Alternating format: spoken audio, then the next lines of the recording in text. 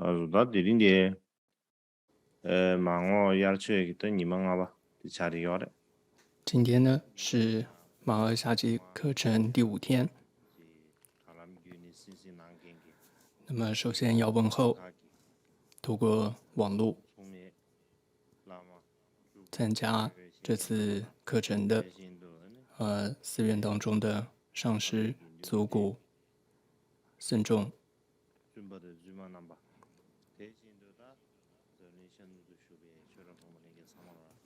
还有东西方的所有法友们，世界各地的法友们，大家扎西德勒。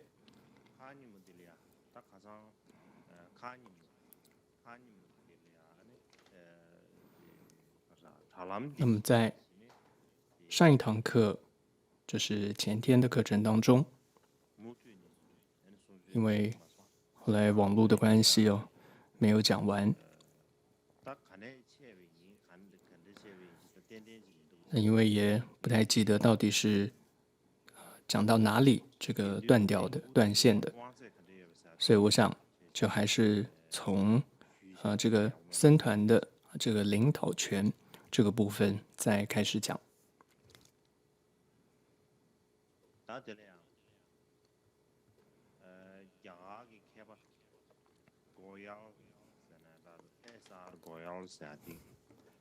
那印度的学者叫戈耶尔，他就认为佛陀在世的时候，那他被认为佛陀被认为是一个领袖，他也就是僧团的这个领袖。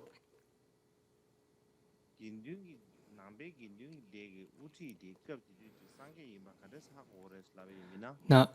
怎么知道当时僧团的领袖是佛陀呢？这是因为当时要进入僧团的首要的条件，获准的首要的条件，就是要皈依三宝。所以譬如说皈依佛之后，就要将佛陀视为导师，要相信信任佛陀为导师，所以这就是皈依佛它的意思。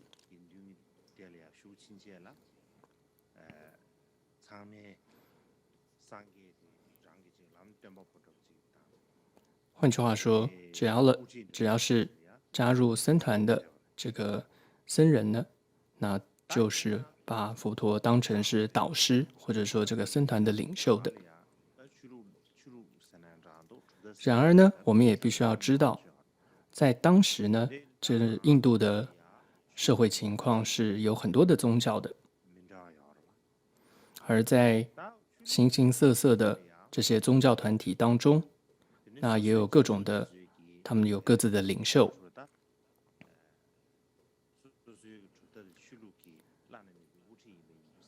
那这些领袖都是各自的宗教的，可以说这个最高指导，也受到了他们的信徒的一种这种恭敬。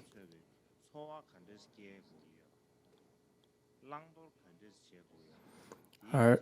这些领袖，他们最主要就是在制定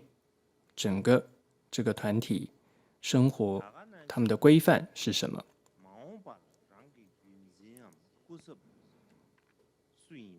所以是他们掌控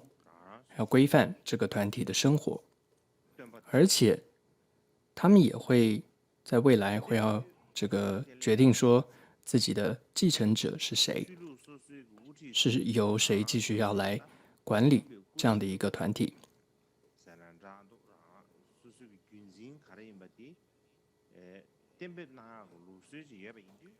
所以由于当时的各个宗教的宗教领袖都有这样子会制定未来继承者的这样的一种传统，所以当时佛教僧团，当时的这些比丘们也好，或者僧团外面的这些信众们，他们也都会提出这个未来佛陀的继承者是谁这样的问题。同样我们在佛教的历史上也看到，当时佛陀还有提婆达多，也就是佛陀的这个堂兄弟提婆达多，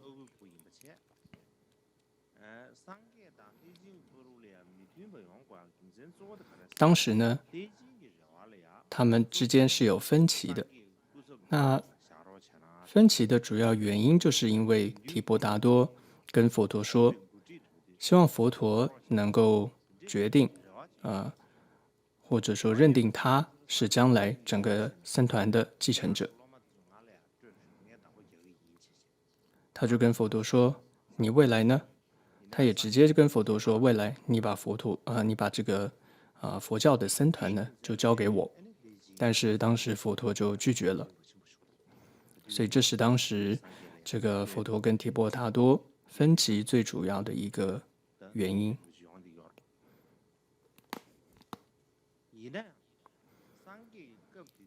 但是呢，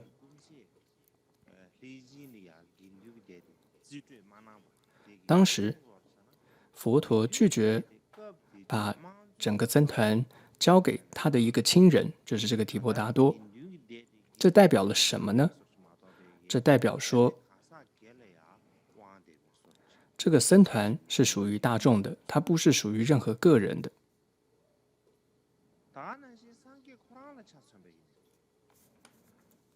同时呢，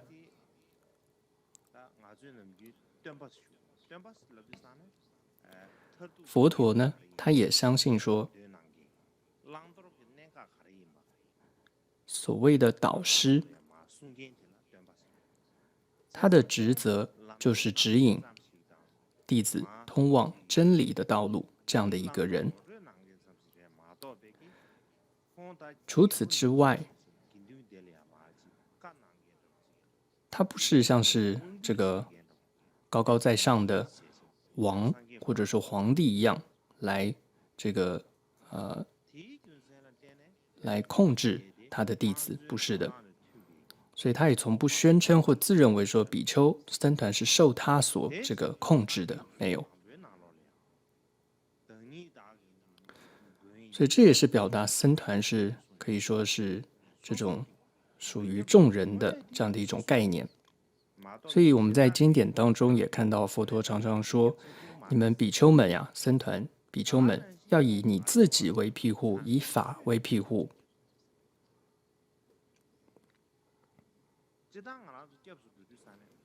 一般来讲，我们都知道皈依，我们会说有三皈依，但是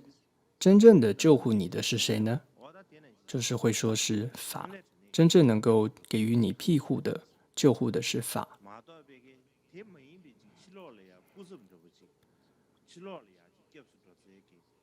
所以佛陀并不认为有任何外在的这种代理人是他的弟子们应该要去寻求庇护的。同时呢，他也提醒比丘们，对他的弟子们，要看重的不是这个一个导师的身体，重点是要看重的是他的教导。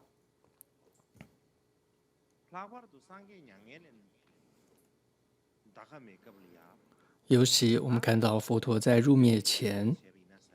我们从原始佛教的一些文献当中可以看到一些记录，里面的说法会形容说，佛陀的涅槃就像是这个火焰被风吹灭了一样。所以佛陀他也知道自己不能再为比丘再做什么了，所以当时他留下来的这个可以说最后的佛遗教言呢是什么呢？就是鼓励他的弟子们，你们应该以法为这个救护，以法为庇护。所以这位刚刚说这个印度的学者，他就说，上面这些这些文献看来这个以法为庇护这样的说法是可信的，真的经典当中是这么说的。所以呢，也看到经典中一段这么说法，就是在佛陀涅槃之后，当时摩羯陀国的一个大臣叫做禹行，他就请问了阿难：你们以后啊，这个僧团是由谁来领导？马上，当时回答他说：这个僧团呢，僧前呢，会受到法的指导。他也没有说未来的这个领导者是谁，不是，没说，他就是说未来领导僧众的就是佛法。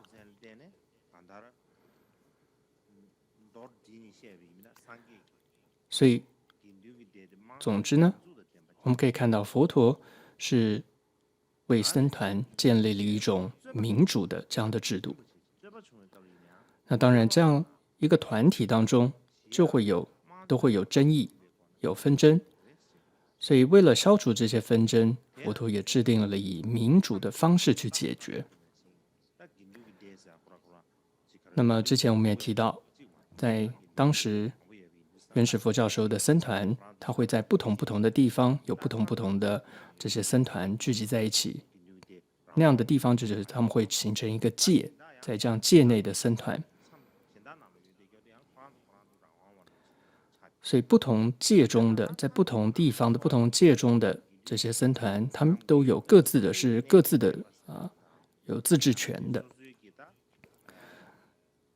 例如说，在各自的这个僧团当中的比丘会选举出这个自己的这个僧团的这个叫长老。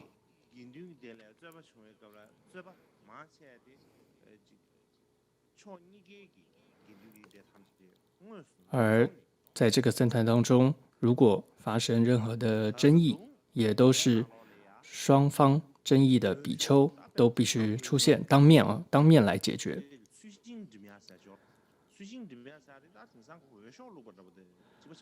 而且呢，也会通过当时就有这种投票的制度，来了解，就是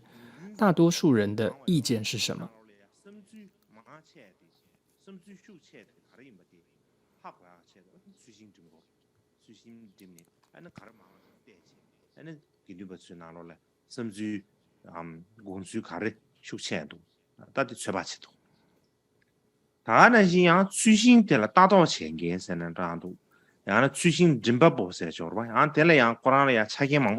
同时呢，僧团当中也会指定这个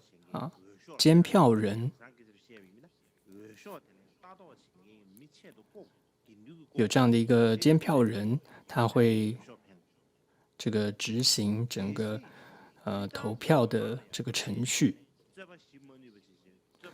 如果说透过这样一般的这种程序也没有办法解决争议的话，就会再委托或者说再成立另外一个委托一个叫仲裁委员会来解决。那么我们从一部经，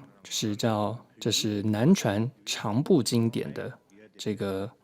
在阿含经当中也有，这就南传长部经典的话叫做大波涅盘经，但这是南传长部经典的大波涅盘经当中呢，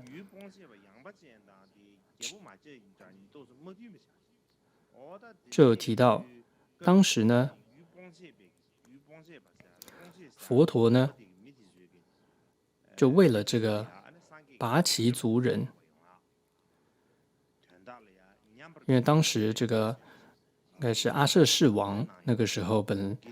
就是遇到了有另外一族，就是这个拔岐族人的一些跟这个族人有一些纷争不同的这个另一国的拔岐族人有纷争，就请求佛陀该怎么办。总之，佛陀就为了解决这些纷争，他也为了拔岐族人指定了一个这种可以说保障他们这个拔岐族人能够国家繁荣昌盛的不退法。同时后面呢，经典中也记载了，为了僧团也指定了各种的不退法。所以不多说，总之佛陀在僧团中，我们讲回到这个权威问题上，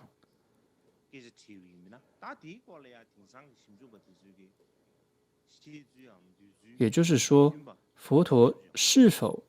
被认为是所谓的权威这一点现代学者是有不同的看法的。那么在日本一位学者叫宇井博寿，他认为说，这些佛陀并没有特殊的这种控制力的，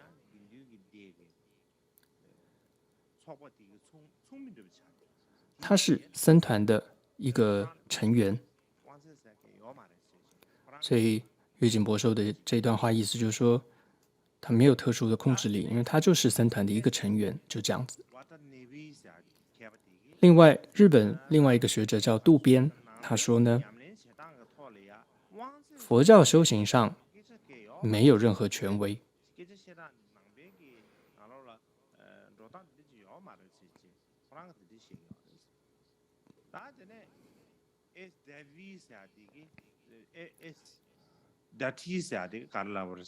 另外呢，再一位学者叫达多，他认为说，他也类似说法，他说佛教不存在这种中心权威或者所谓的控制。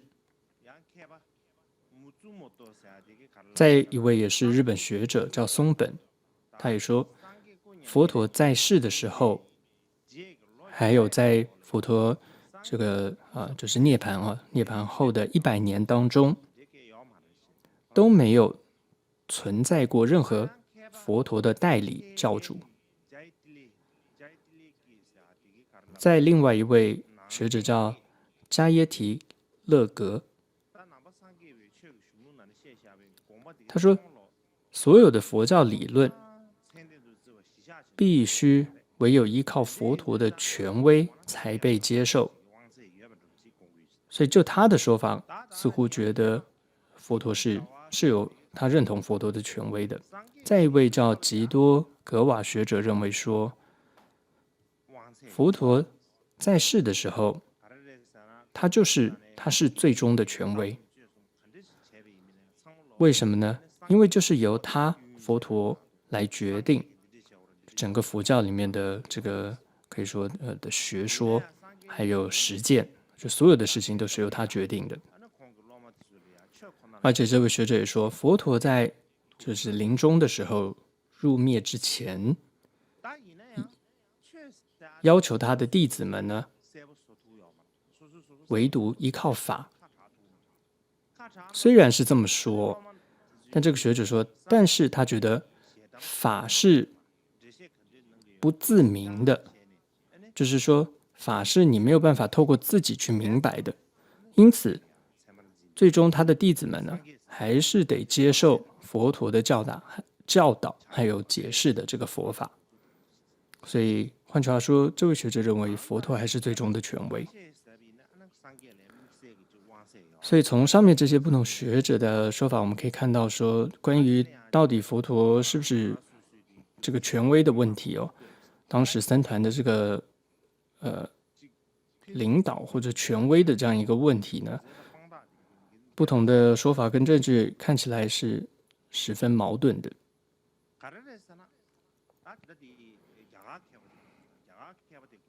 这都是这个印度学者他在这里说的哦。就是不能否认有一个事实，就是说佛陀在世的时候，他的确跟弟子们说，以你们自己为明灯，然后以法为庇护。所以这很明显的可以解释为佛陀他否认自己在世时的一种权威性。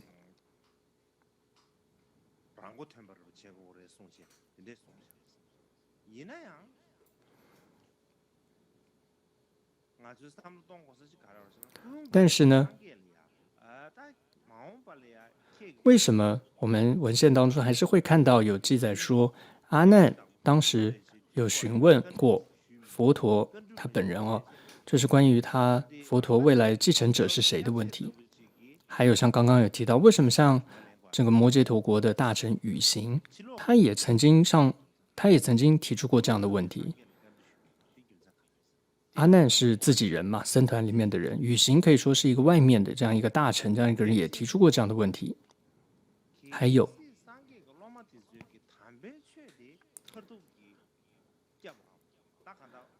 就算说佛陀的弟子们，他们接受说法是最终的可以说这个指导，这个权威。但这个印度学者他就质疑说，但这仍然是可以说是这就是把佛陀的教导这个视为权威吗？这意思是一样的，因为佛法也就是佛陀所说的，所以当你把他的弟子们如果以法作为最终的权威，换句话说，也就是把说出这个法的佛陀视为了最终的权威，这不是一样的吗？所以事实上呢，这学者也说到，他说在早期佛教中，原始佛教中，佛法是被认为是佛陀发现的，不是他创造出来的，新创造的，不是的。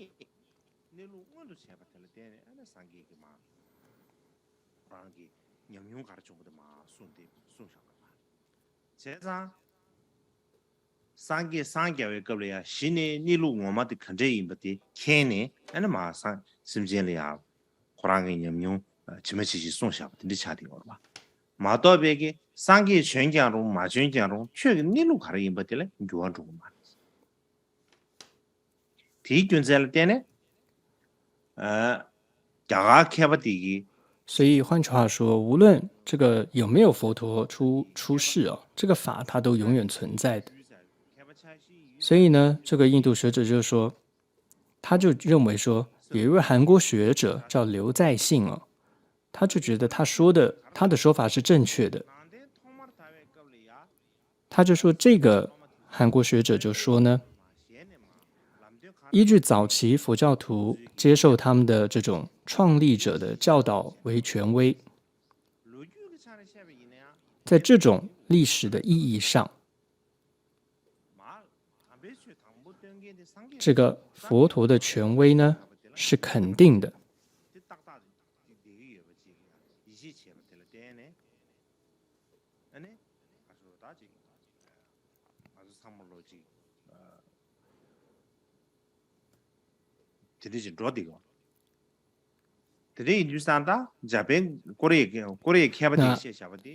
那同时他接着说，虽然最后这些教导会被超越哦，是这么说。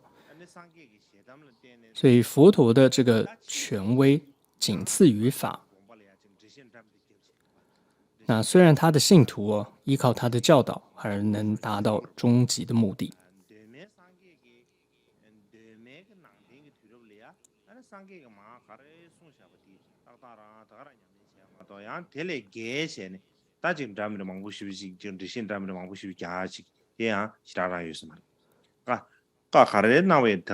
所以总之我们看到在原始佛教的时候，就是很单纯，相对是单纯，就是可以看到佛陀怎么说，弟子们就怎么做。但愿慢慢随着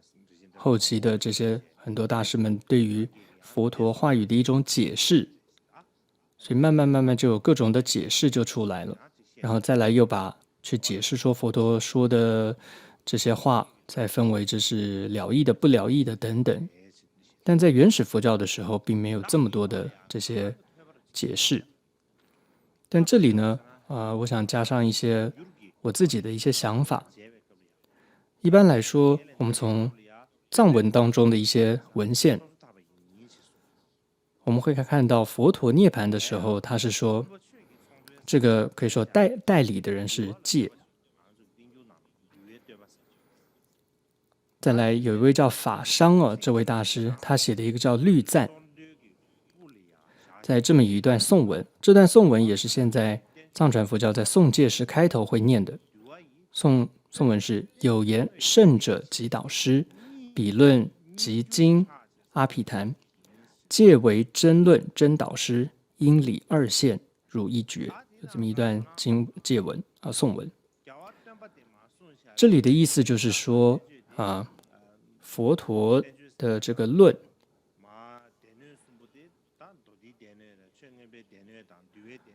就是所谓的这个经律论啊。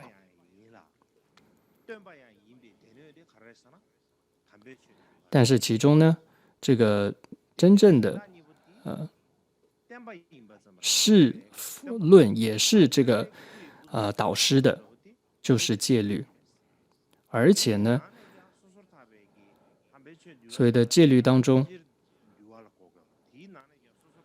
尤其特别指的是别解脱戒经，大概是这样的一个意思。这一整段的颂文的意思是这样。所以我们从这里可以看到，现在如果你一定要说出谁是佛陀的佛教的代理人的话，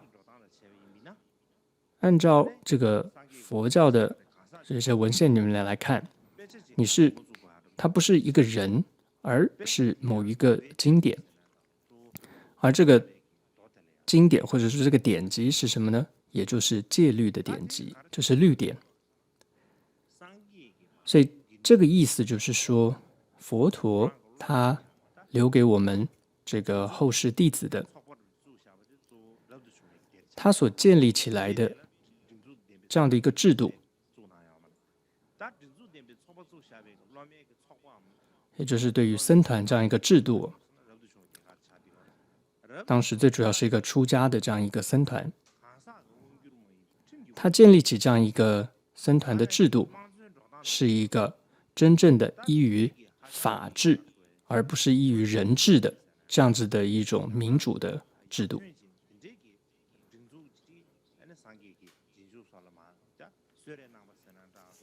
这可以说是佛陀留给或者说送给我们后世这个弟子们、僧团们的这样的一个礼物吧。这是我们最应该感恩佛陀留给我们的这样的一种僧团的制度。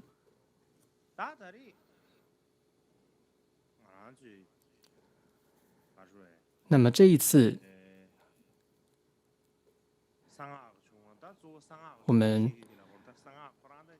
们这一系列课程，这次马厄夏季课程主题是密乘源流，但我想今年，别说今年，搞不好明年也不一定讲得到密乘这方面哦。的确，我们的主题是密乘，但是就是还是讲不到那里，就花了很多时间。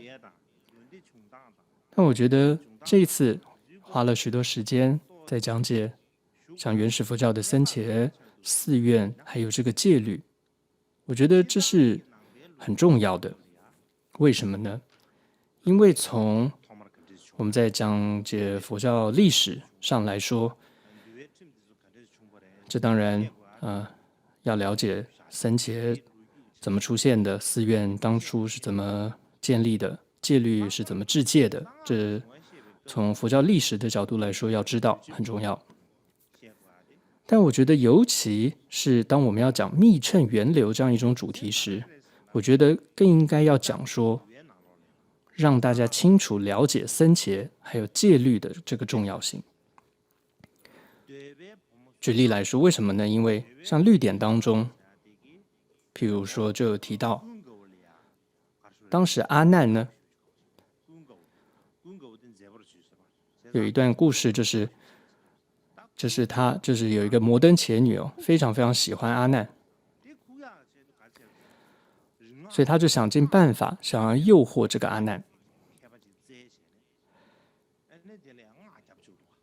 所以他就找了这个幻术师等等各种方式他就以这种幻术去诱惑这个阿难。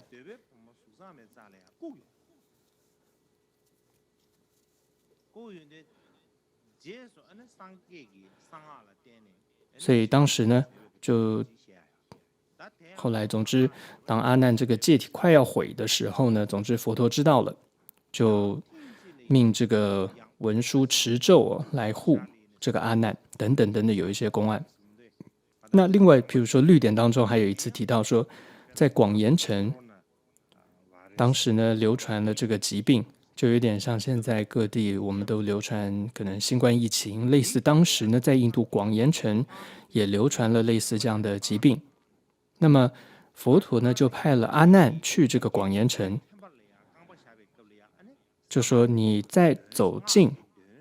你的脚踏入广严城的那一刻，你就要念出一段咒语和一段颂文。那这个颂文是什么呢？就是我们在比如说超度的时候会念的，这也是出自根本说一切有部毗奈耶要事当中有的这么一段内容。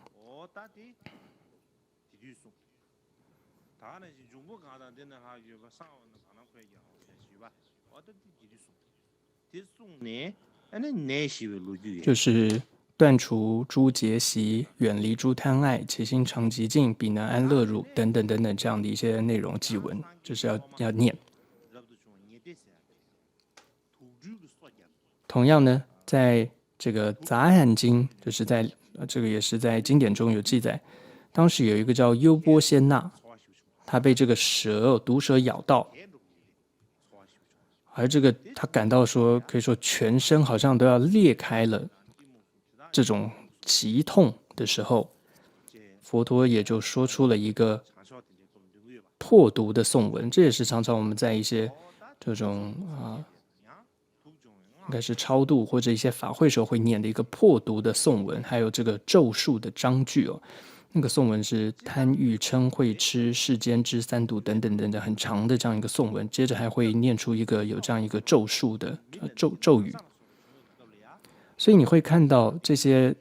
律典当中或者原始佛教的文献当中，都可以看到当时印度社会上就是有各种病痛啊，然后就会透过各种咒术，也会透过医药去治疗。就像当时生病了，当然会吃药，但也会比如说透过咒术去治疗它。就有点像现在你觉得生病要吃药，当时他们觉得生病就要透过持咒来治疗一样，他们会觉得非常有效。所以在当时佛教僧团当中也会念诵很多外道的咒语，当然还有佛教的咒语。那么在佛教里面这个咒在梵文叫做音译叫做曼达罗，叫 mantra。它的曼的意思，梵文的原本意思就是思念或者意念，达尔的意思就是护持、维护或保持的意思。所以可以解释成为说叫做曼陀罗咒语的意思就是护念、守护自己的心念这样的意思。所以呢，在原始佛教当中，你会看到很多透过念诵一个真言或者说真实语而救护某人或者得到某种救护等等。所以原始佛教当中会说这种就是密教最早的雏形，就是真实的语言叫真言等等等等。所以在总之原始佛教的这些文献可以很清楚看到这个密教的一些雏形或者相关的内容在里面，而且这样的内容是很不少的，这也是值得我们留意的地方。另外一方面来说，要了解密乘，我们首先要对律典很了解，我觉得很重要。原因是因为在大乘佛教，尤其是密乘的典籍文献当中，比如说会有提到出家人需要向在家人顶礼，但是在律典文献来说，礼敬的对象只有导师佛陀和比自己戒腊高的人而已，就出家人要礼敬对象只有佛陀或戒腊高的人，比自己戒腊高的人。所以这两种说法好像相互是违背的。所以你看，因为就律典来说，你出家人只有两个礼敬的对象，一个是佛陀，第二个就是比自己戒腊高的人。什么叫做戒腊戒腊我们上一堂课有提到过，就是比他早这个持守这个受戒的人。所以根本不可能有说出家人要礼敬或者礼拜在家人这种事情。所以也因此这也造成了大乘和密乘是非佛说的这样一种争议，因为他们会觉得说大乘佛教密乘既然说出家人可以顶礼在家人，所以他们认为大乘密乘非佛说。对于这个部分，我觉得我们也无法做到研究时间关系各方面做出任何的结论。但是我觉得从佛教的一些经论文献上，我们还是可以看，可以来讨论一下，说明一下。在一部叫《中观心注思则言》这样一部论中，这个作者叫轻辩论师，当然也有不同的说法，有的说是他写的，有说不是。总之，这里面就提到说，例如观音菩萨并不是因为真正的在家人，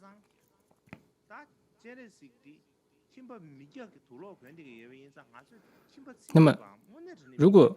只是穿着一个在家的服饰，或者说现在家相，并不代表他就是在家人。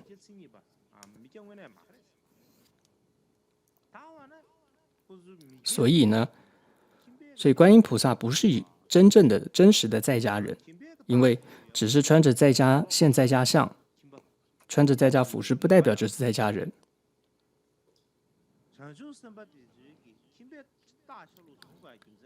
而像观音菩萨这样的菩萨，为什么会示现在家相？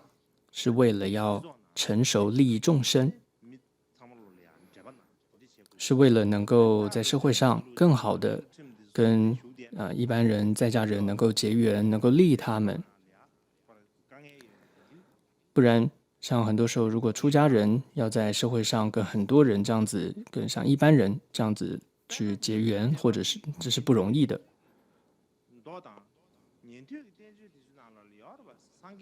所以其实我们在很多原始佛教的文献中也都有看到，佛陀他自己他为了度化众生，也会化现为铁匠啊、猎人啊，各种这些故事。那当时你可以说佛陀为了度化众生的示现，他就是示现在家凡夫相。他那时候他也有和在家人一样的言行举止，但也不能因此就否定说，那就不是佛陀了，或者就是说他就不是堪能礼敬的对象了，不能这样否定的。就说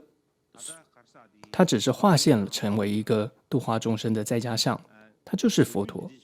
他还是能堪能礼敬的对象。另外，在根本说一切有部毗奈耶破僧事中也有提到，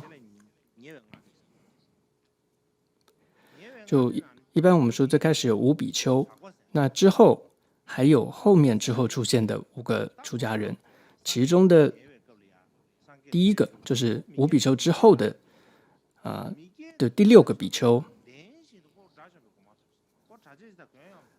他呢就叫做耶舍。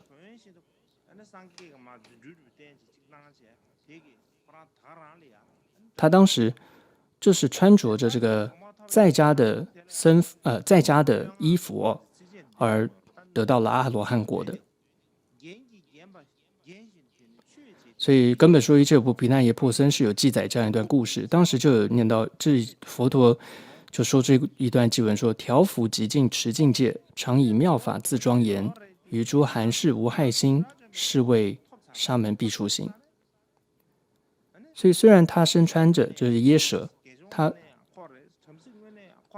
他虽然穿着着在家人的衣服，但他就是阿罗汉，甚至所以佛陀他就这里赞叹他说，他就是一个阿罗汉，他就是甚至是沙门，他就是苾芻，他就是一个比丘，有这样子赞叹他。但接着这个轻辩论师就中观这部著作当中，他又提到说，如果再有人质疑说，如果按照身份来说啊，还是只有在家人能向在家人顶礼，出家人不可以向在家人顶礼的话，如果人这样说的话，就还是有人这么认为的话，轻辩论师论著中就说，那你到底是在向谁顶礼呀？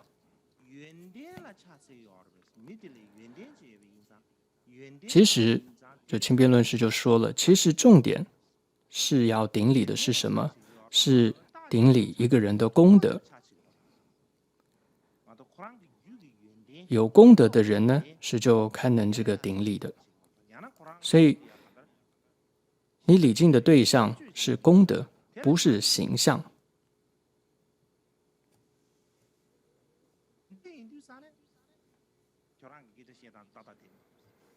所以轻辩论师就在里面说，那些人说哦，只有在家人能向在家人顶礼，出家人不可以向在家人顶礼的话，这个轻辩论师是这样子回答的。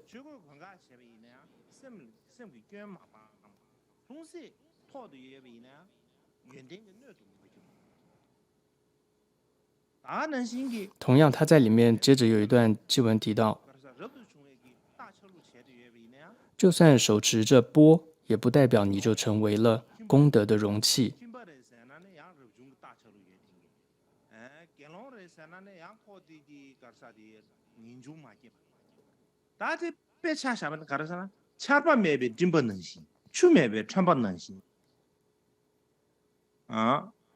那么他说有一种情况就是这样，就是说，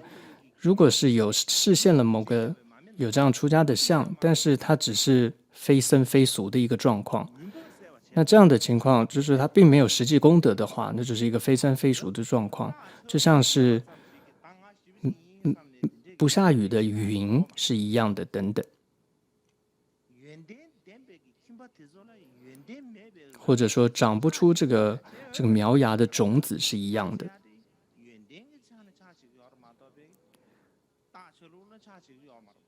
所以总之，这里轻辩论是在说的就是真正重点是我们要礼敬的是那个功德，是功德，不是外相。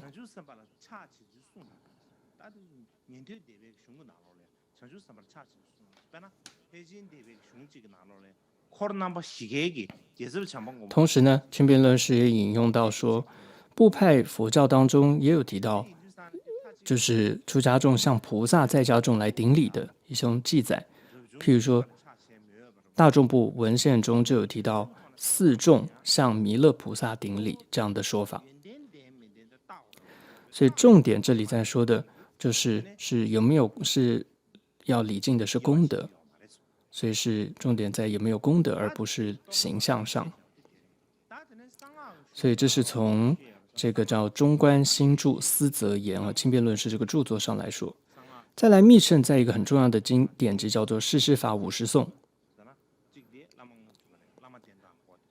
密乘重要的典籍一个就是世事法50颂，教导你怎么样依止上师。再来第二个就是有关无上密续的这个14根本堕罪这样的内容。在过去第8世法王米居多杰和第9世噶玛巴旺丘多杰的时候，当时的就成立了有这个密乘的学院。那里面的课程的内容，现在我们不是完全清楚知道，但大概知道里面首先要学的就是世事法50颂，再接着老师会教的就是14根本堕罪，然后接着再会教其他的不同的密乘的典籍。所以未来我的一个心愿就是慢慢的也开始能够为各位上这个世事法50颂等等这些内容。这个我讲太多了，但世事法50颂它是第7世噶玛巴有一个简短的注解。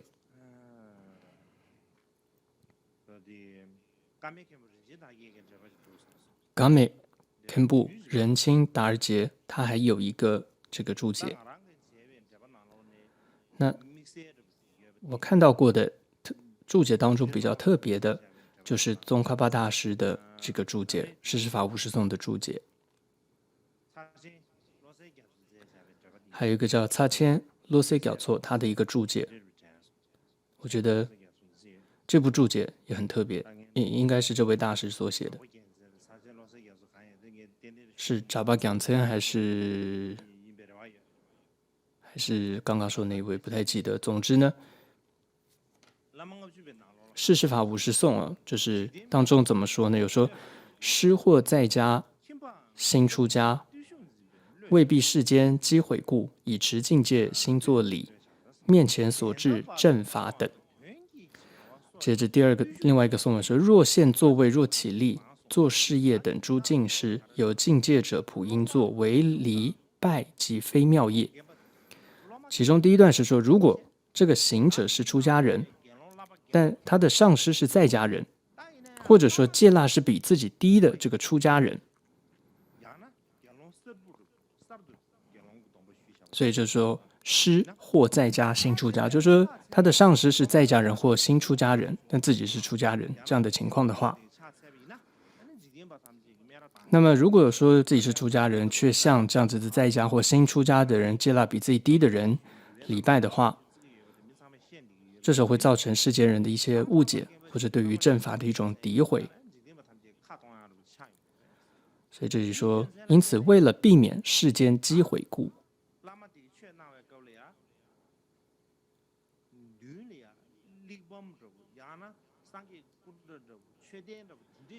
所以呢，如果要礼敬的话，比如说上师在说法，我们要向他礼敬的时候，这时候我们可以在上师的就是在自己要顶礼的对象的前面呢放一部佛经，就表面上是在好像对这个佛经或者某一个佛像、一个佛经顶礼，但实际上心是在向上师顶礼，但为了避免别人的不解所以要这么做。另外呢，也可以做的一些行为是表示恭敬的行为，也是都要做的。就算上师是在家人或者是新出家人，那你譬如说为上师的坐垫上铺好垫子啊，或者上师来说你要站起来表示恭敬啊，等等，这些是要做的。那么，所以在我去看到密乘戒律这方面做这些研究的时候，这是印度的典籍，看到时候感觉有比较宽松和比较严谨的两种的面向。举例来说，释智法五十颂的这个梵文的注解，也就是释难当中有这么说，他说，我就不用就是逐字逐句说，就像之前律典中说，比丘礼敬的对象，一个就是这个佛陀，再来第二个就是戒腊比自己高的长老。律典中不是这么说吗？只有两个，一是佛陀，一是戒腊比自己高的长者。那这个在释难当中就说，的确是如此，你说的也没错。他就回答，如果有人这样子的质问，释难中就回答，的确是如此。但是律典中这样的说法，就说礼敬的对象只有佛陀跟戒腊比自己高的长者，这种说法比较是针对声闻乘的人而说，不是为了我们现在之后的这个菩萨乘，或者说尤其现在的密乘中而说的。所以现在菩萨乘或者密乘这种情况来讲是没有问题的。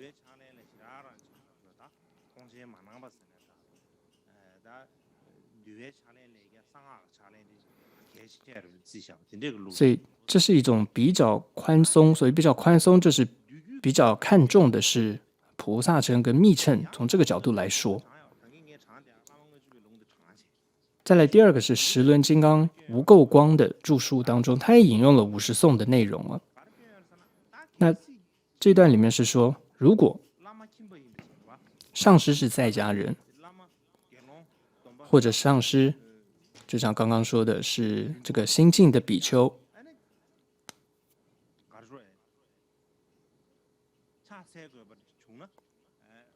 如果你要礼拜的对象是这样子，那该怎么办？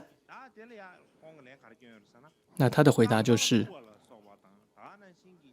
那这时候你要避免什么呢？要避免为这个向上师洗脚，还有行五体投地礼拜五体投地礼拜的这种事情是不可以做的，这是要避免的。但是呢，其他应该恭敬的，譬如说迎请上师啊，到家里各种该恭敬的行为都应该还是要做。同样这里同样有提到，他说，如果上师比如说做上法做开示的时候，为了避免被世间人的这种刚刚说的击毁，这个的这个误会，所以可以把一部佛经放在前面来行礼拜，也是可以的。所以我觉得这个是从比较积极面吧，就是对于戒律是比较严谨的角度来说的。另外，在同样十轮经刚无垢光绪说，如果受灌顶人中，若为比丘，最胜，这是最殊胜的。若灌顶者，就是给予灌顶者中，就是一般有说沙弥、比丘或在家。灌顶者如果身份是沙弥、比丘或在家人，最殊胜者即是比丘。就总之也提到都是比丘是最殊胜的。再提到一个情况，他说有些地方如果是有这个比丘这个金刚持，就比丘这种修持密乘比丘在，但却呢忽略了他们，然后却主要以在家人为主来做各种的密乘的这种法事，譬如说开光啊等等仪式的话，这是对于僧伽的不敬，而且接着他说这是在毁灭佛教。所以这是十轮金刚无垢光书当中提到，所以你可以看到，这是从比较严谨面或者说比较恭敬这个看重戒律面来说的。所以的确从两个面向都有在谈这件事情。总之我觉得就在别解脱戒、菩萨戒和密乘戒的这种持守上，我觉得实在是到底这当中有什么样的这些相违，我们该怎么样去持守，这里面的开遮持犯到底是怎么样一个情况，我们该如何抓到要点去持守，这是极为困难的事情，而且极为重要的。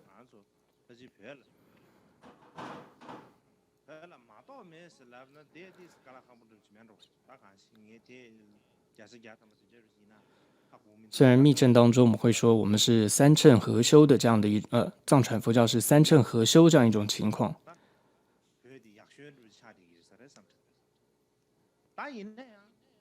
虽然说的确这是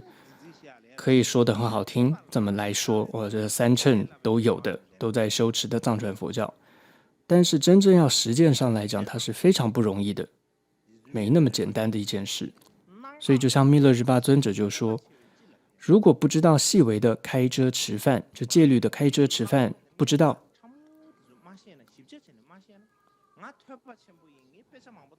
再有学问也都没有用的，就你再多懂这些经教也都没有任何用处。所以真的就像尊者所说，这戒律重于实践，它不是这种你懂多少戒律上的知识，或者说你多会说，做了多少研究讨论，不是的。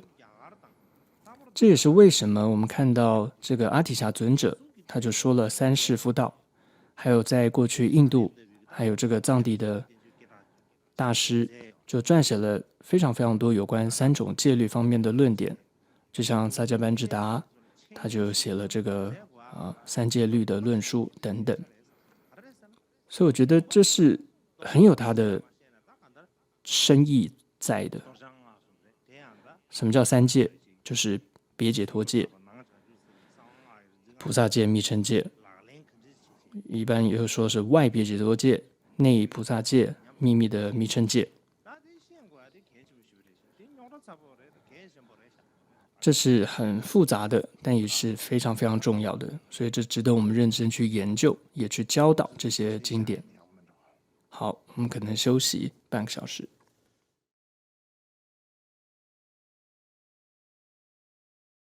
다 샴리야 다 들이 그래 다 전신 당고디 들이需要 전신 당고디 긴유대다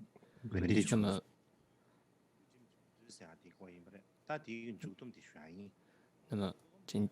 天谈到这一次谈到这个僧伽，还有寺院，还有戒律。那么最后我要再谈一点，就是僧团在佛教历史上的一个地位。那么就印度的这个学者戈耶尔他认为，这佛教的僧团不仅仅是在佛教史上面而且对于印度还有其他这个亚洲的各个国家的，在他们的历史上也发挥了很大的作用。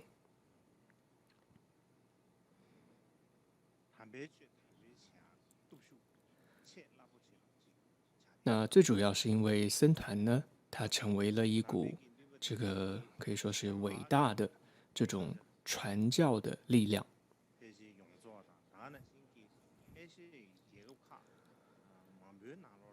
所以当时的佛教的僧侣在整个印度，而且也在其他的亚洲国家到处的可以说传播这个佛法。所以如果没有僧团的这样子的弘法，如果没有这个僧团，没有僧团的这样子的一个弘扬佛法，那相信佛教它肯定是不会无法成为一种世界的宗教。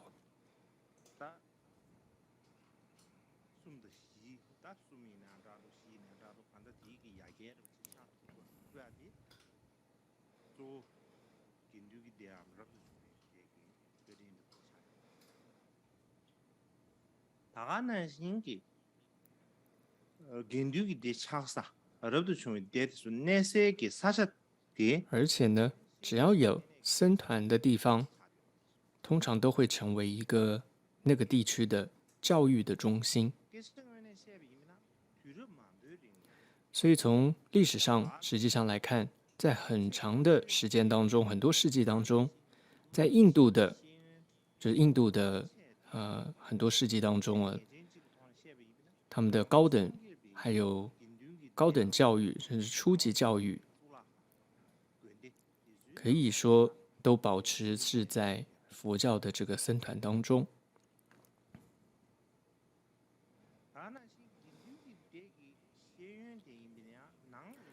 而且，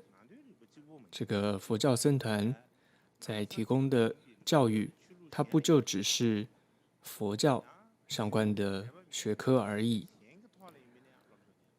它也包含了这个其他宗教的很多的知识。举例来说，那烂陀大寺就是一个可以说一个典范。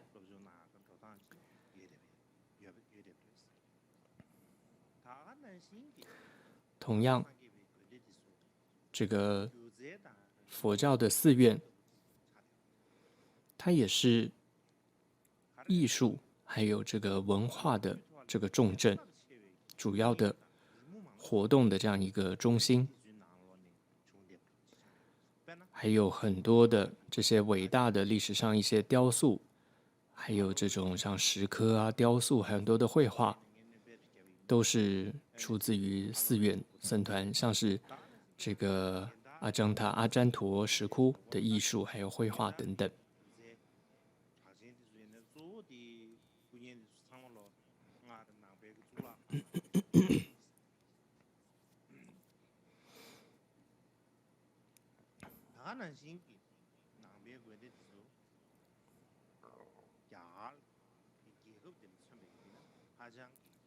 所以就印度历史上来说，佛教寺院也是非常重要的，因为可以说佛教的寺院也间接的成为了这个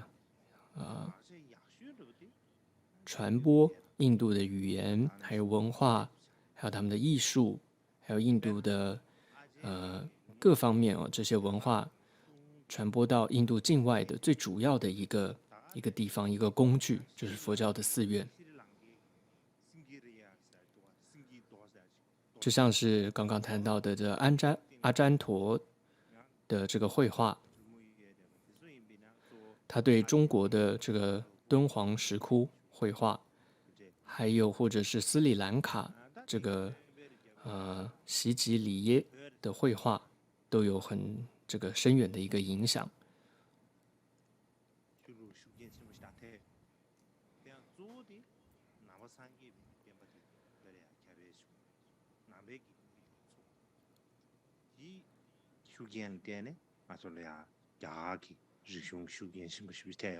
所以同样对于藏传佛教来说，这个也是受到了整个印度的当时的这个寺院的所传播出来的佛教的思想也好，还有各种的文化艺术传到了这个西藏。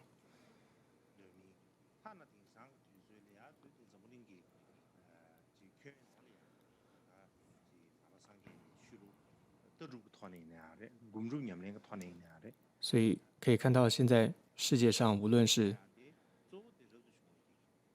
大家能够认识到佛法的这些哲学思想，还有整个佛法的实践，包括他们的实修修持，可以说都是僧团的恩德，都是僧团的弘扬佛法的恩德。本来这部分的内容应该是前天上一堂课应该讲完的，但因为网络的关系，今天现在才讲完。那总之，接着我们要进入第二个部分，就是进入到这个第一结集的部分。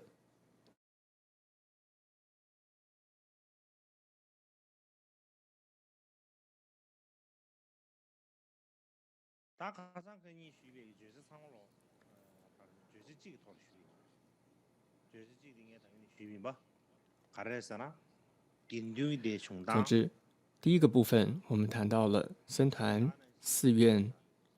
还有戒律这三方面的它是怎么形成的，它的一些历史相关的一些内容。那么接下来进入到第二个部分，是谈到第一次的结集，大概这个也要讲，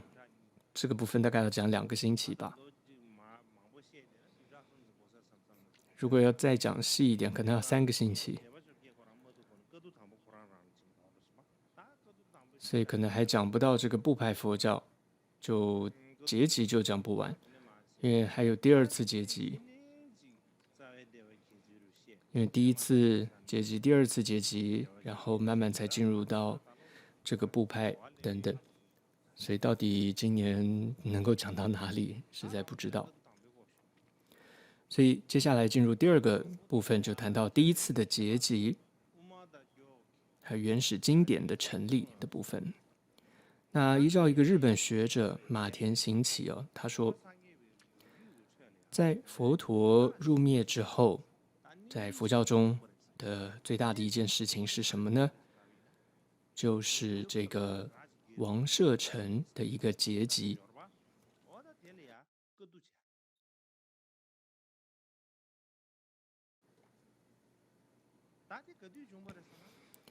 那这个事情它发生是在佛灭后的第1个雨季。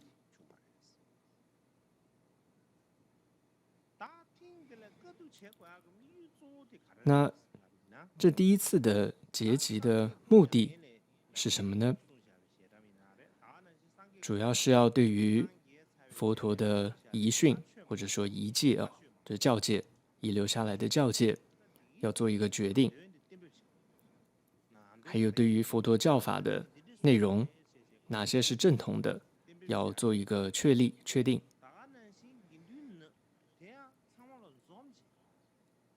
而且因为需要召集所有的僧伽，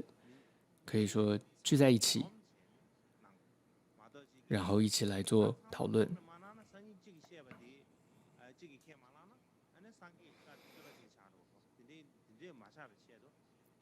所以为了避免这个纷争，所以一定要所有人都尽量的聚集所有的僧众避免未来的一个争议，所以就聚集所有的僧众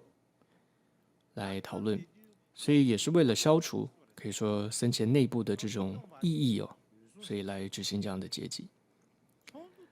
那最主要的主持这个结集的人是谁呢？就是大迦摄，或者叫大迦摄尊者，还有当时参与的有500位这个大阿罗汉。那在这样一个结集的大会上，这个就是大迦摄主持，这500位大阿罗汉，他们在结集的会议上是怎么进行这个会议的呢？也就是其中僧众们会诵出这个佛陀生前说出的这些教诲，我们说现在来讲，或者你说写下来，就大概就很简单嘛。但当时是没有这样书写的，所以当时都是僧众们将佛陀曾经跟随佛陀听闻过的，他们会背下来。所以这个时候他们就是会诵，就是集会在一起，一起背诵出来佛陀曾经教导的内容。所以这一次的第一次的会诵，就叫做第一次的结集。那也因为这样子会诵的，就是集会在一起背诵会诵的地点就是在王舍城，所以也称为叫做王舍城的结集。也因为当时与会的有500位的比丘，所以也称为叫做500结集或者是500集法。那日本另一位学者叫平川章，他也解释说，这个结集呢，就是这个结集的梵文就他翻译过来的时候，它可以翻译成结集，但它也可以翻译成为合诵，就是大家集合起来，就有点像刚刚说的这个会诵也可以叫合诵，集合起来背诵出来。什么叫合诵呢？就是将自己背诵记得的，或者说记得的这些教法共同诵出来的意思，背诵出来的意思。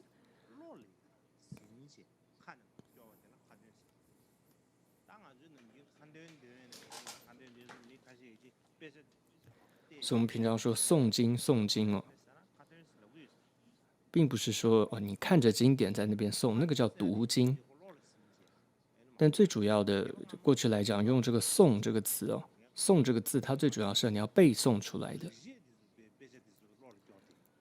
所以过去你看印度，我们讲到他们吠陀时代的时候，他们都是要很厉害，是要背诵那些吠陀的经典。所以同样可以看到，当时僧伽们他们都是背诵下来佛陀当时的教诲，所以这个时候结集，他们就要合诵，一起共同背诵出佛陀的教法。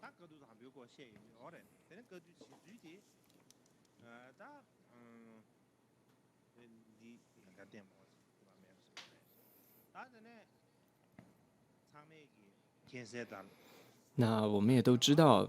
这个当我们谈到这个印度的历史，无论是谈到这个印度的国家的这个过去的历史，或者说印度佛教的历史，我们基本上都是要靠要怎么知道这个历史，都是要靠我们说考古学家，还有当然历史学家，还有就是宗教学家。总之是要各个领域的这些学者们，他们的这些长年以来的努力的这些探讨，还有他们的这些研究、推测、批判，然后最后研究出来的这个一种结果。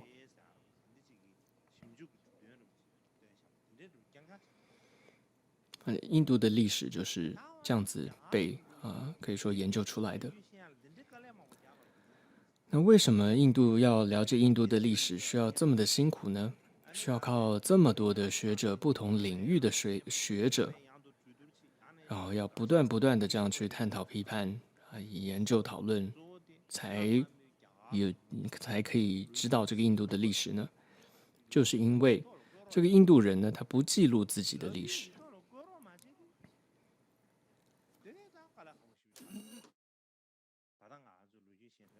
所以就很困难，因为一切都没有这个印度自己记载的这个历史记载。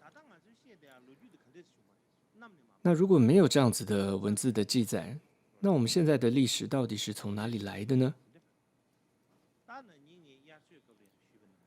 那其实在去年的夏季课程当中，有谈到过一些，大部分很多是通过了比如说考古学出土的这些文物文献，譬如说从哪里挖掘出来的，在一个塔中的某部经典、某部一些文献等等，或者还有一些流传到了像锡兰，就斯里兰卡。过去锡兰应该也算是这个印度的一部分吧，最早。现在当然是另外的一个国家，但过去还有这样流传到锡兰的一些文献。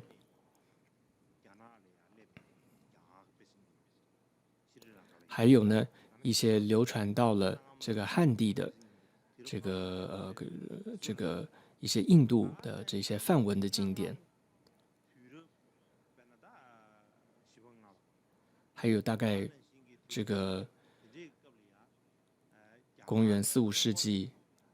7、8世纪，然后的这些中国的僧人，像是玄奘大师、易经大师等等，他们的这些游记哦。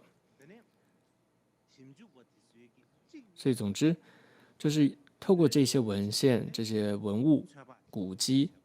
然后作为一个材料、一种基础，然后学者们再把它一点一点的这个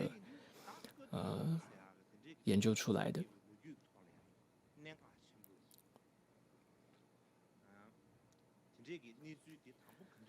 所以呢，对于佛教里面这么一件大事，就是第一次的结集，那么这个事件，它的起因，还有它的地点，还有参与的人物，甚至到最后结集出来什么样的内容，也都有一些不同的说法。为什么会是这个样子？就是前面说的，如果印度自己有很清楚记载的历史的话，就不会有这么多不同的说法了。那就是因为没有那样子清楚的历史记载，所以只好是学者们透过不同的这些能够找到的文献跟材料，所以会推测出一些不同的一些说法。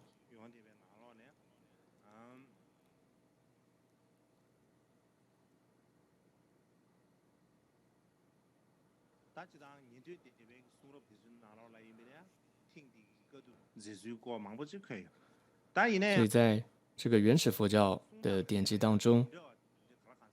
就有提到不同的内容。佛教各部派也都记载了这次的结集活动，但叙述也都有些出入。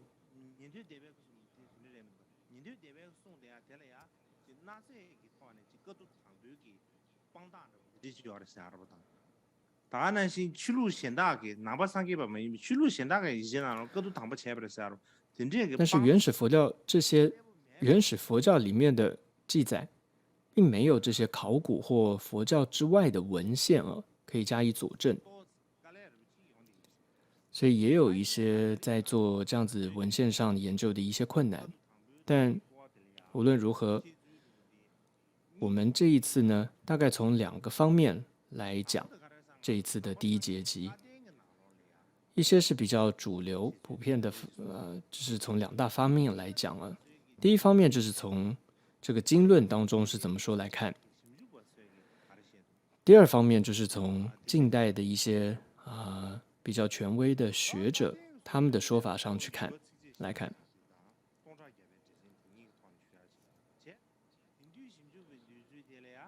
那么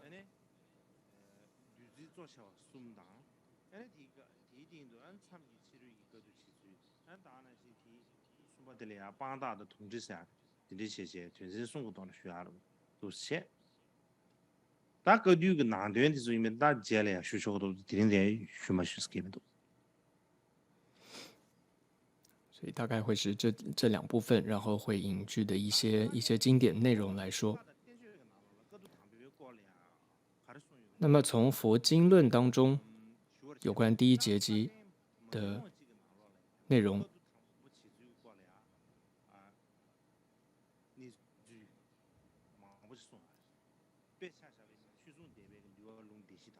譬如说有很多经论都有记载，像是4分律，还有5分律，还有巴利律藏，还有十诵律，还有毗尼母经，还有大智度论，还有高僧法显传，还有大唐西域记，还有大众部的摩诃僧祇律，还有阿育王传，还有根本说一切有部毗奈耶杂事、善见律、毗婆沙，还有大般涅盘经等等，这里面都有提到这个第一次结集相关的一些内容。但这次的课程当中，如果全部这里面都讲的话，第一个是没时间，再来第二个搞不好可能会更搞混乱了。所以我想主要是依据其中2部的经论来讲不同版本的故事。所以一个就是依据这个汉地的，就是在汉传佛教当中的4分律，然后再来就是依据的是这个龙树菩萨所写的《大智度论》，这2部都是在中文当中有的藏文并没有。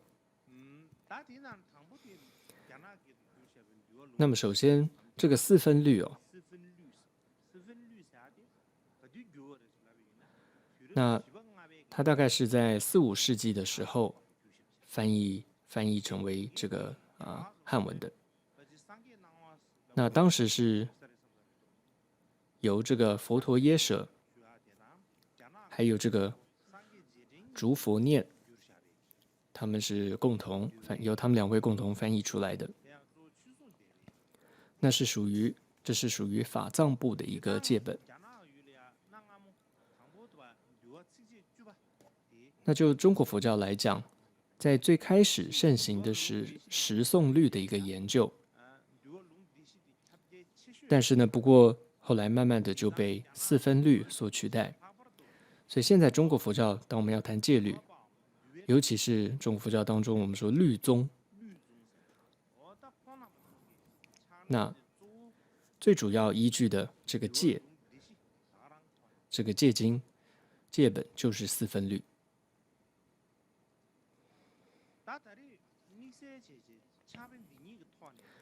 那么这次会选择这2部论来讲，最主要的原因是有2个。首先第一，4分律它是一个非常权威、很有代表性，而且是很早期的这样的一部经典，就像刚刚说是在公元这个4、5世纪翻译出来的，而且里面我们会看到它对于第一次结集的内容这些描述是很清楚很具体。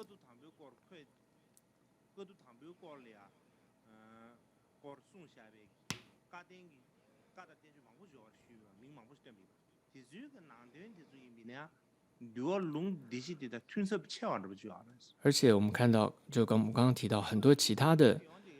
不同的这些经论提到的这些第一结集的内容，其实都跟我们要引用的4分律里面讲的可以说大同小异，相似度大概是有7、8成以上。再来另外一个原因呢，这个4分律呢，它是部派佛教那时候就有的这么一部经典。那至于第2部引用的《大智度论》，它是这个可以说是后期大乘佛法兴盛之后的大乘的经典，由龙树菩萨所撰写的。所以4分律中可以看到原始佛教怎么来说这件事。那么从大智度论上会看到从大乘佛教的角度来看到不同版本的一个故事。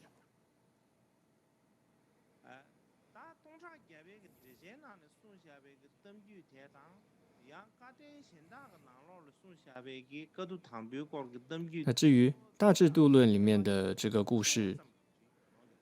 的版本呢，就跟其他刚刚我们谈到那些经论就有很大的不同了，所以我觉得非常值得就是分享一下。而且重点是大智度论呢，它不只是描写这个写得很清楚，而且是龙树菩萨的著作，他对于第一次结集这些内容也写得非常的生动。所以这一次就是选这2部经典中的内容来跟大家说一下。但是呢，在讲第一次结集之前，那么有2个核心人物，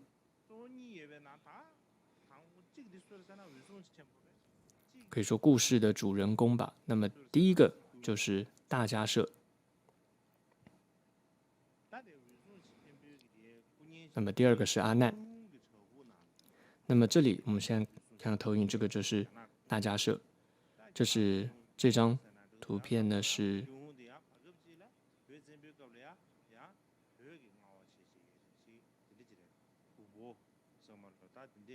这是敦煌的一个石窟的塑像。总之，当时敦煌呢也曾经是在这个吐蕃的这个管控之下。总之，这一张这个塑像是迦叶尊者。所以2个主人公，2个重要的人物有关第一次结集，一个就是大迦叶，第2个是阿难。所以我觉得一定要讲一下他们2位的故事。那么这个首先大迦叶尊者，他的梵文叫做马哈嘎夏巴，在这个和2章，就之前引用过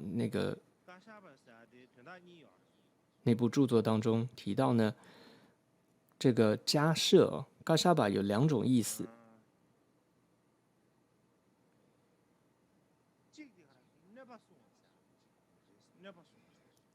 一个是保护、伤害，一个是另外一个就是引光、守护光芒，大概是这样的。但是就汉文就守护藏文是守护不被伤害，再来或者是守护光芒，大概这样意思。但是在汉文里面翻译成为叫做引光。那么在一部著作叫宋代的著作《佛祖统记》呢，里面就有提到说，这个大迦叶尊者就是这个叫马哈嘎夏巴，这个引光啊，里面的这个嘎夏巴引光，他是印度的一个古仙人。那么这个仙人呢，他一个特点就是身体会发出光芒，而这个光芒可以遮蔽周围的光，所以叫做引光。引就是这个喝下去，就好像他的身上发出的光可以把所有其他的光都能够吸取，都能够吸过去，就是这里翻译成引光，吸过去。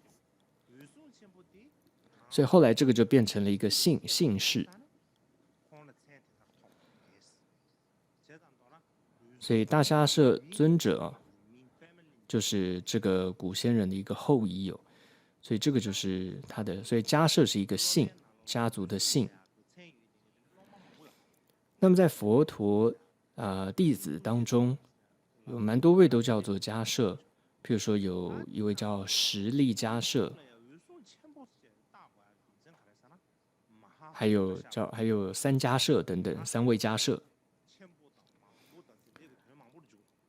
而这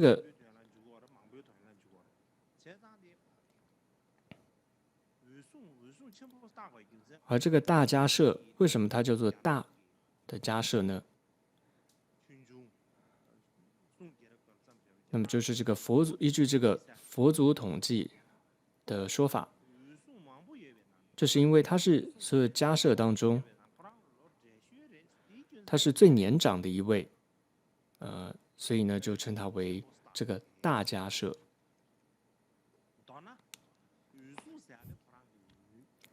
所以总之呢，我们知道这个迦叶是他的姓氏，家族的姓。那么接着他的名字叫做什么呢？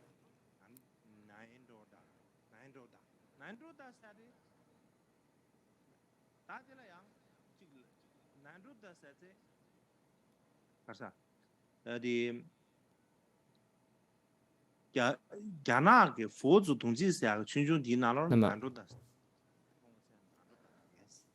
이나양 아주 벽에 나를 유리샤베 게롬이 남제기 나로래야 외순 친구게 도저요 이 나로라 공기세는 난도 다게스 那么有两种说法哦，一种说它的名字叫做毕波罗，那么一种说它的名字叫做尼居律，有这样不同的说法。那么总之说它是名字叫做毕波罗的这个说法呢，是因为毕波罗呢是一棵菩提树这是菩提树的一个名字，一种菩提树的名字叫毕波罗树，叫毕波罗。所以这种菩提树名字，它有时候也可以，它有一种也叫毕波罗，它有时候也叫做尼居律，所以有不同的说法。总之呢，就是因为他曾经呢，就是他的父母因为无法生出孩子所以他的父母就向这棵树祈请，所以就得到了这个大家舍孩子，所以就以这棵树的名字为他这个命名。那么大家舍他的家乡是哪里？那我们从以佛族统计中来说，他是罗越齐国人，就是这个摩揭陀国的王舍城的人。然后他的父亲叫做迦毗罗，这个翻译过来意思就是头面金色。那么应该是这个古先人的一个后代所以这里说父亲叫做迦毗罗的这样一个说法，这是依据佛祖统计的说法。但是呢，我们从根本说一切有部必除尼毗奈耶，那无论是藏传或汉传的这个说一切有部毗奈耶的里面的记载，你会看到说他的父亲的名字叫做尼居律，这是尼居律，是因为父亲是摩揭陀国的尼居律城的人。那总之呢，这个大迦舍的父亲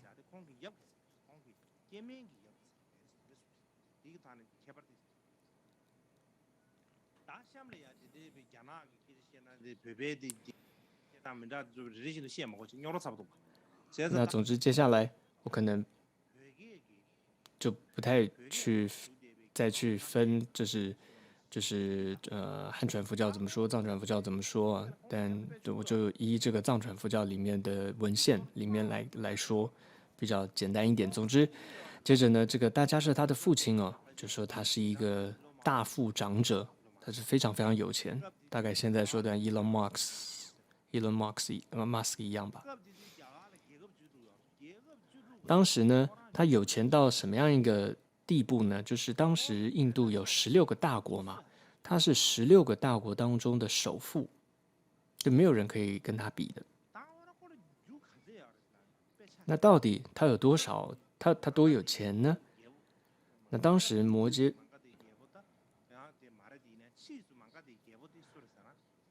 但之后呢？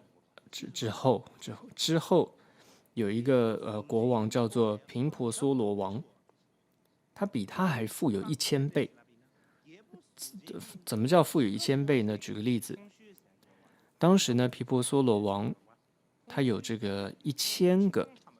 这个耕田的那种犁他有黄金做成的1000个。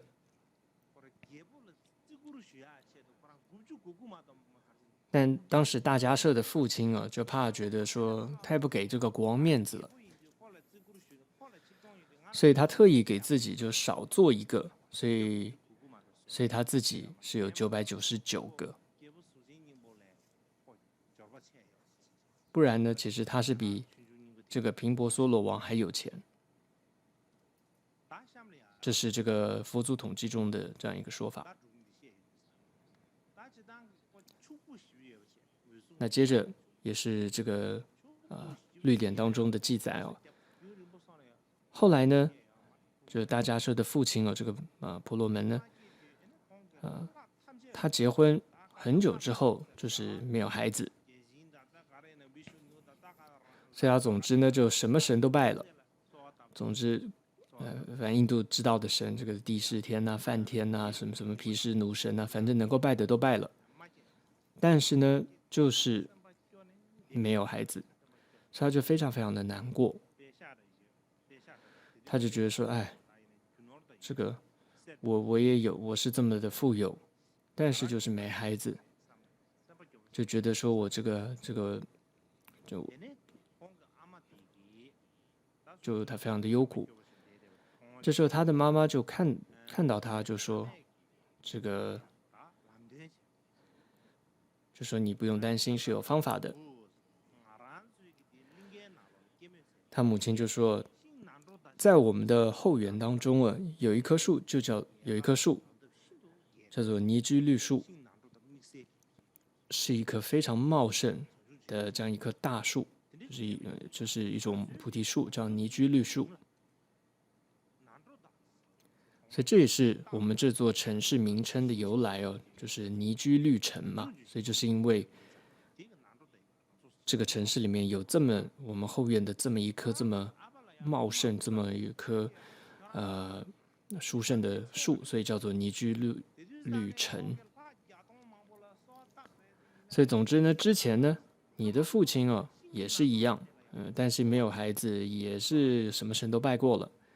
都没有得到回应。最后就是向我们后院的这个尼居绿树祈请之后，就生出了你。所以为什么你叫做这个尼居绿？就是大迦叶的父亲就叫做尼居绿嘛。那所以这个他的母亲也就告诉他说，你现在应该要向这棵树神呢竭力的祈请，希望求子。所以他听完之后呢，这个大迦叶的父亲就这个婆罗门呢，尼居绿呢，就按照他母亲的说法，就到了后院，就到了这棵这个尼居绿树。也有说叫做碧波罗树，总之这个尼居绿树、碧波罗树，总之那个菩提树下呢，就是广设这种珍馐贡品，然后就祈请说，希望树神也能够早授我子啊。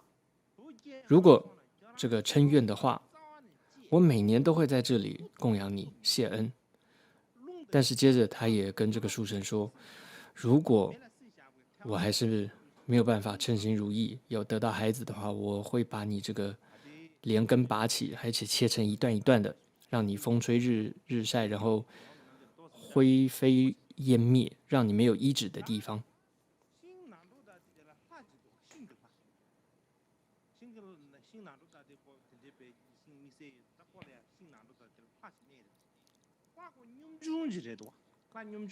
那总之呢，那个树神就是住在这个医治这个树上的树神呢，他其实是一个蛮卑微的一个树神，他其实也知道这位婆罗门是求子心切，但是也对他的那个恐吓实在感到很惶恐，所以他心中就想，哎，到底我该怎么办？我又能力不足，我又该怎么办？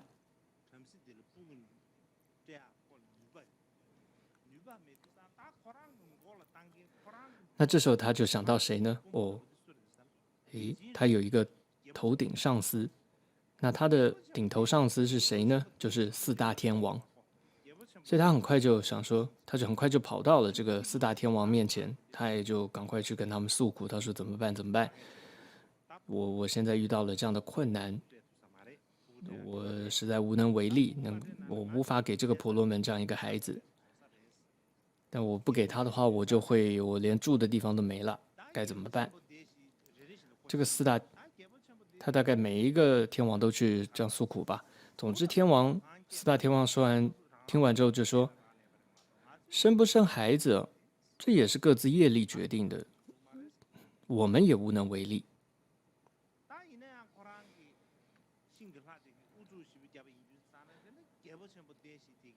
但因为这个树神也非常的努力的祈求，是四大天王也没办法，就只好再向上报告。所以上面是谁呢？就是帝释天。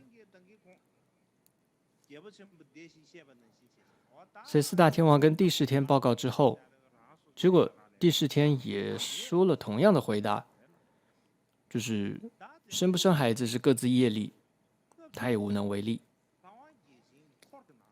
但这时候正在说着的时候呢，就突然在这个天众反正周围就突然冒出了一道金光，闪亮的光芒。这个帝释就说，就要四大天王说：“你们先别走，等一下。”因为他知道，哦，这大概是从这个色界天，这个梵天要下来了。他一定等一下会要下来，因为你看这个有光芒出现了，大概等一下这个梵天就要来了。结果真的，这个帝释的判断是对的，因为没多久，这个梵天就出现了。他是化现成一个童子的童身，童子的样子出现。那同样，帝释这时候又赶快把整个情况说了一遍。他就说：“哎，你可是大梵天了，你一定有办法的。”但听完这个梵天，心中其实也在想，其实呢，我也没有办法。但如果我就真的跟他们说我也没办法的话，那这个有损我梵天的这个名号。但是如果能够给的话，我也没办法，我做不到。所以他就随便应付的说了一句话，他说：“我非世间生，世间非我生。”反正就说了一句根本不相关的一句话。听完这个帝释也是不知道该怎么说，反正他就继续跟梵天请求，他说：“那这样好不好？那在你回去的路上哦，如果见到有这个天人这个五衰象现呢，就是快要死亡的这种现前的时候，请你呢就一定要命令他投身到那位婆罗门的家中。”梵天听完也就反问那个帝释：“这不难啊？那你为什么不自己去找呢？”帝释也回他说：“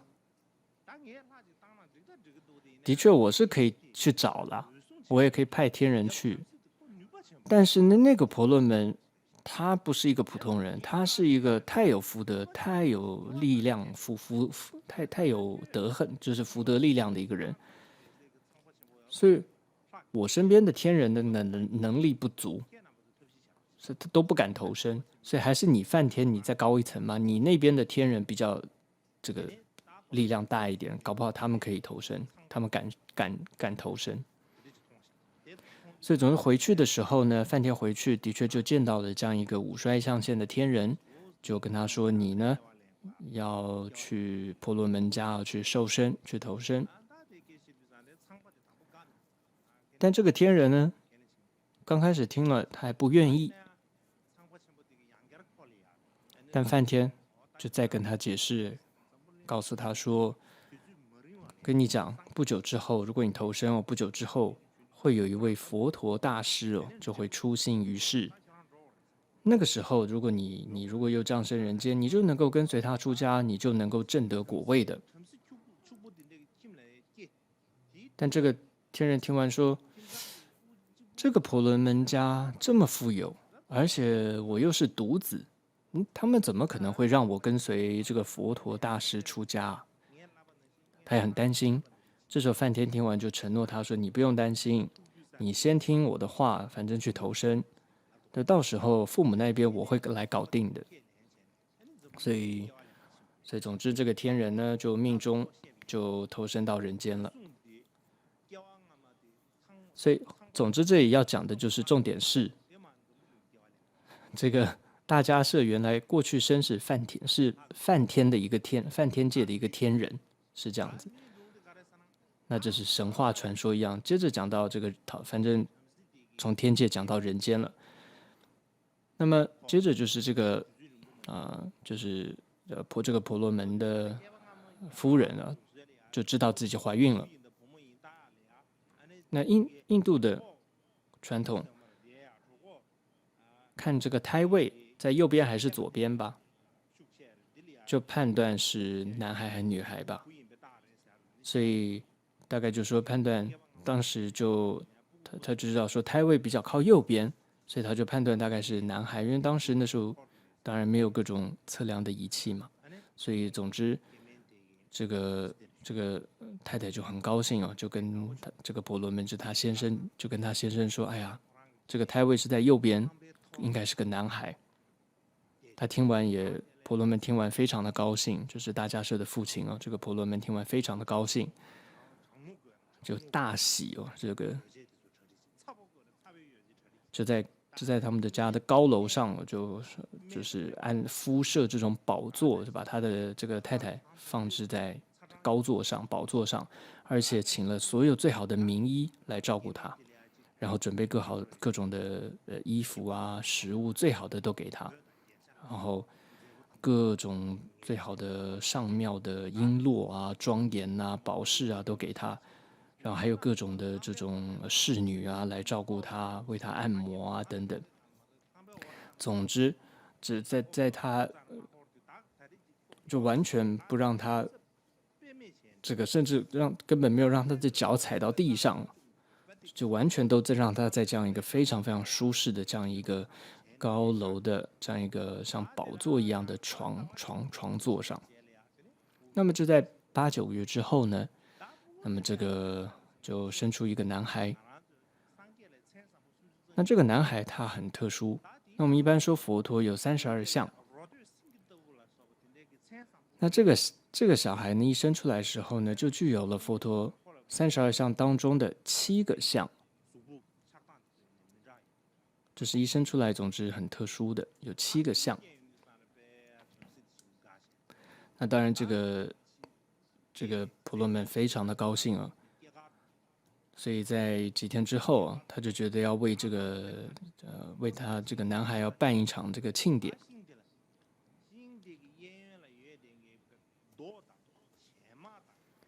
那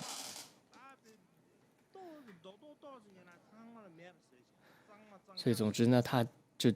因为他很有钱嘛，所以他就找人，总之把整个城都打扫干净，所有这些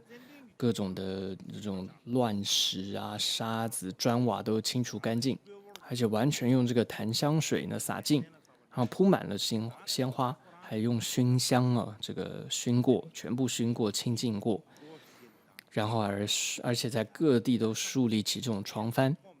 而且在整个这个城的4个城门，还有在这个城的最主要的这个十字路口的中央，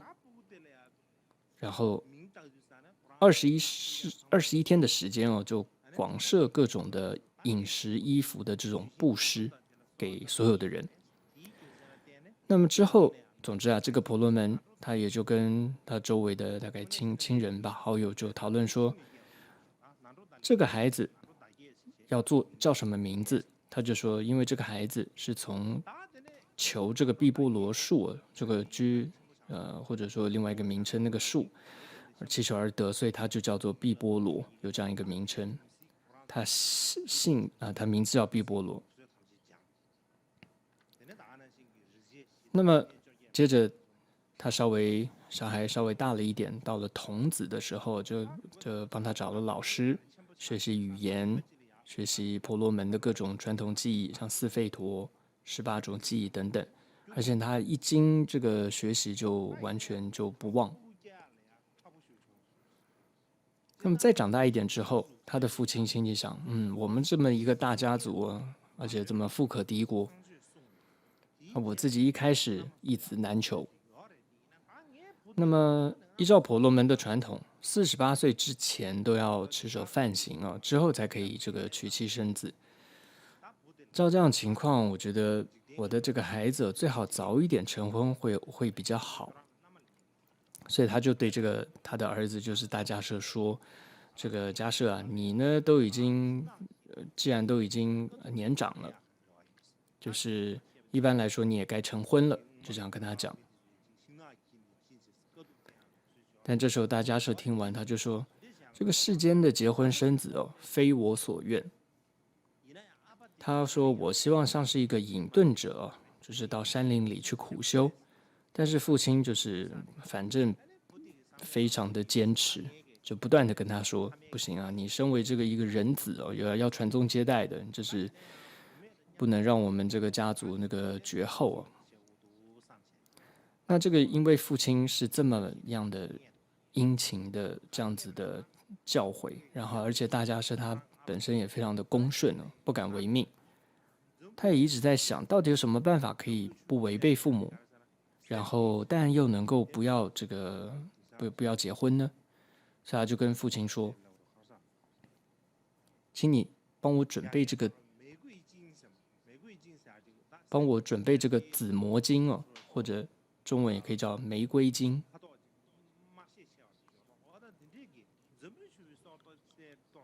或者古代翻译叫盐福坛经。因为他父亲那么有钱嘛，他总之就跟他说：你先帮我准备这个紫魔精、盐福坛经。那因为父亲很有钱，就要加重总管，就到城中，就反正能够找到的金子全都找来。那拿到金子之后，大家社呢，他就暗中呢就找来一个工匠，就铸造了一个金像，女性的一个金像，然后就请父亲来。那这个像呢，大概就是跟女性就是一个人形大小那样的一个金像，然后就接着父亲来了，就给父亲看，接着就跟父亲说，如果你也能够找到和这个像一样的这样的一个美女，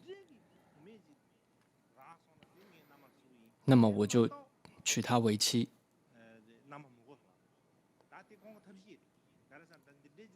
那这就是大家社的一个善巧吧。他就想说，反正不可能找得到这么漂亮的，而且还能够像金子这样有这样子肤色的吧，这样一个女性这么庄严这么漂亮。这个父亲听完也是很忧愁哦，他就想说，这个孩子真是太聪明太狡猾了，怎么可能有这样一个紫金色的这样一个美女，怎么可能找得到呢？这时候父亲本来还很高兴的，突然这时候又陷入了忧愁。但因为父亲是婆罗门嘛，所以他也有很多婆罗门的学徒。那也见到，之所以怎么这个父亲他这么的忧伤，就问他说怎么回事。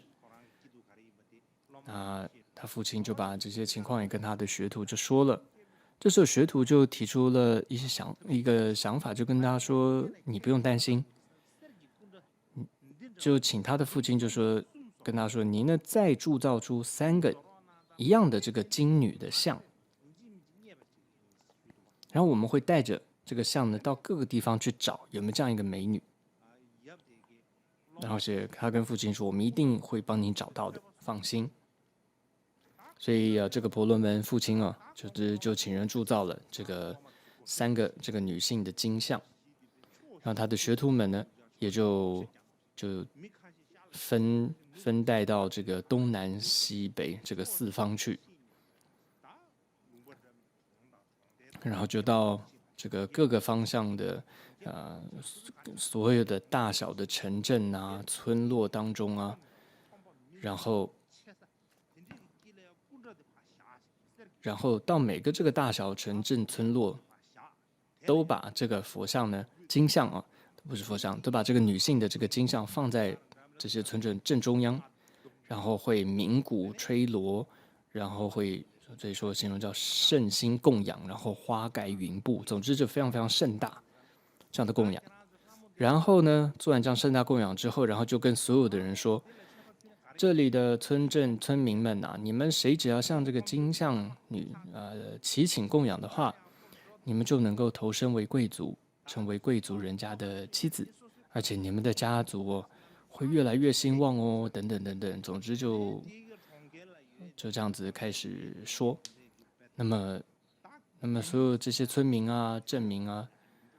所有的这些妇女，无论是年纪大的、年纪轻的，全都这个争先恐后的，全都来这个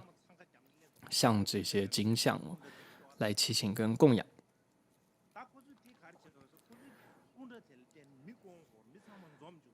那就是他们的想法，这些学徒想法就是说，哦，趁这个机会，总之就去看有没有这样真的跟这个金像一样的美女。